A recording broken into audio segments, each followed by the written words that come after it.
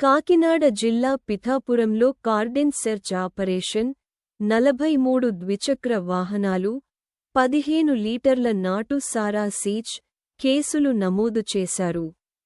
కాకినాడ జిల్లా SP G. బిందు మాధవ్ ఆదేశాల Kakinada ఎస్డీపీఓ Manish Devaraj Patil eps వారి సూచనలతో పిఠాపురం ఇన్స్పెక్టర్ శ్రీనివాస్ ఆధ్వర్యంలో ఆదివారం తెల్లవారుజామున పిఠాపురం పట్టణంలో గల జగ్గయ్య చెరువు కాలనీలో కార్డెన్ సెర్చ్ ఆపరేషన్ నిర్వహించారు.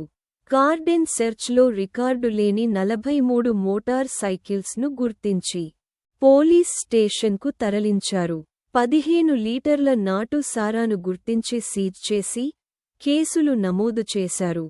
క్రొత్త అనుమానాస్పద వ్యక్తుల వివరాలు అడిగి నమోదు చేసి కాలనీ ప్రజలకు అనుమానిత వ్యక్తుల పట్ల అప్రమత్తంగా ఉండాలని, అసాంఘిక కార్యకలాపాలను గుర్తిస్తే తక్షణమే పోలీస్ స్టేషన్కు సమాచారం ఇవ్వాలని తెలిపారు.